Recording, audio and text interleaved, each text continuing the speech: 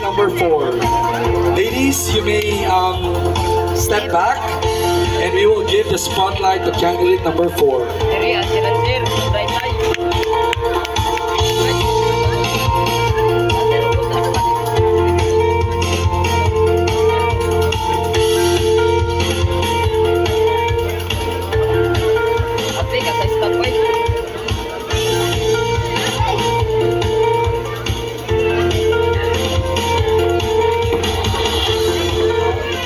Alright, candidate number 4. How are you doing today? How are you doing? Kumusta? I'm okay. You're okay? So, once I feeling karon na gamay na lang yun, pila na lang ang minutos kay Basing na posible na may tabo nga ikaw ang first ever magtiyahong si Katuna. Once I feeling na lang. I'm feeling so grateful and I want to thank God for everything and for giving me the courage to take in this step. Thank you. Alright, so here with us is our escort, Gian Pulido. So, Gian, please choose a number from the bowl. Number 8. So our judges will read the question. Akong choice number 8. We'd like to ask our production staff to please provide a microphone for our judges. Ini ko man Gani, number 8 ako. Number 8 ako. 4 mo? 4 mo? Number 8 ako. Ako kadungog sa istorya ako. Number 8. So candidate number 4 has Number 8 ako. chosen question number 1. Keto nagputol bro kay Sara. Good evening, candidate number 4. Hello, ma'am. Good evening. So your question is, what do you think is the biggest challenge facing your community today, and how do you propose to address? Claro. Oh, man. Hello. My God. Again, what do you think is the biggest challenge facing your community today, and how would you wait lang. Again, what do you think is the biggest challenge facing your community today, and how would you propose as it through your role? Thank you for that wonderful question. The biggest challenge facing our community today is gender equality, particularly about women's rights. And to address that in my role, I would advocate for policies that promote gender equality and support women empowerment program to work eliminate discrimination and violence against women. As a woman, as an individual, I would strive to raise awareness to create a fair and more exclusive world for all. Thank you. Very well said, candidate number 4. Alam kay mama tayo ba advocacy niya kanina? Humanag yun. Ang iyahang Wala gulong ka na answer. number 4. Please step back. Ano ba yang Because our next candidate is Mutia, answer number is 2. street ba? Mama tayo kuan kanina. Sa man number 2. Number 2. number 2 ni. Mutia, number 2. Oh, number 2. How does it feel to reach this far in the competition? Street man iyahang Wala ko na answer. time na appeal ko sa top 3, pero excited siya at the same time kay mahumali na siya ang event. Na. Thank you. Na. Diba? Grabe. Manay na gyud. Unsay, okay, candidate number 2, unsay pinakahago ngayon mo na experience in preparing for the Mutyahong si Katuna 2024? For me, ang pinakahagog yun nga Na. situation na Wala na.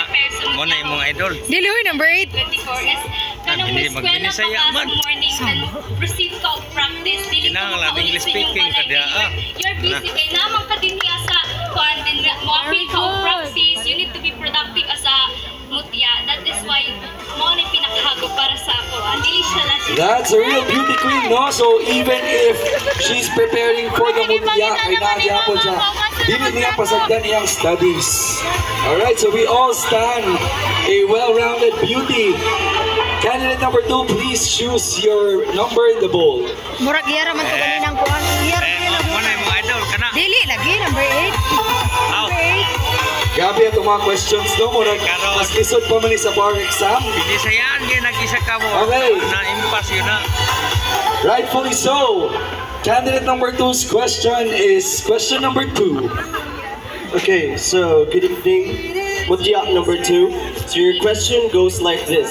It's about cultural diversity.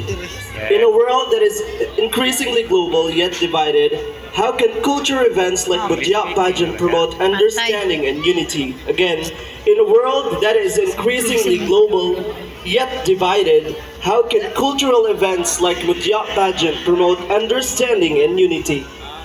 Thank you for that wonderful question.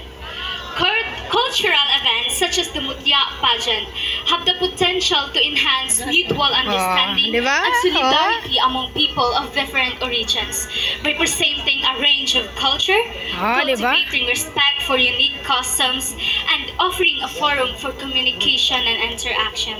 This kind of gatherings help people to understand one another cultural Pabisa-bisaya naman na ito. which promote intercultural empathy, respect, and collaboration. Thank you. Perfect. There you go. Mutya number 2. You may now take the backstage once again as we ask candidate number 8. Action. Candidate number 8. Isang karon ikaw gyapon ang last gitawag, no? Kasi unsay feeling candidate number 8 nga ikaw ang last gitawag sa top 3? Equal ba? Ikaw baan na gyud, grabe na gyud. Candidate number 8 unsay pinaka-cool ba? Nga part sa preparation o even karong gabi una. Unsay pinaka-cool ba nga part? Ang matubang sa tao, akin, yes, no? tama. So candidate number 8, I hope you remain calm because you will now have your final question. Please choose a number from the bowl.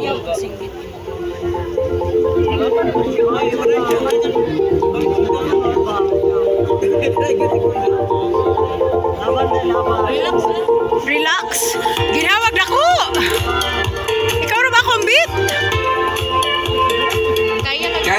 Candidate number 8's question is question number 3. I will read the question twice and let's talk about role models. Who is your role model and how have they influenced your views on leadership and community service? Again, who is your role model and how have they influenced your views on leadership and community service? Thank you for that wonderful question.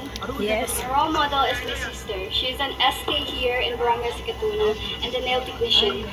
She exemplifies leadership and community service. Oh. Gaugay ito na sa ikaduha.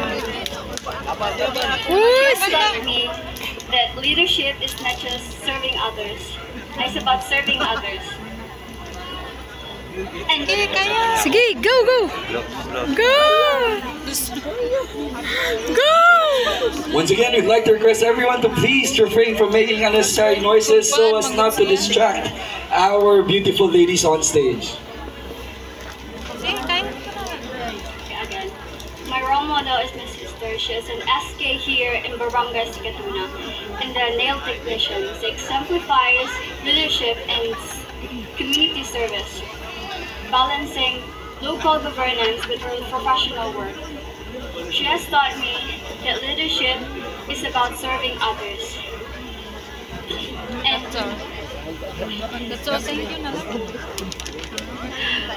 thank you. There you go, candidate number 8. Good job, good job. All right, there you go, ladies and gentlemen. Thank you very much, candidate number 8. There you go, ladies and gentlemen. Grabe, no? Grabe, yung kakulba. Bisag ako nga nag-host lang.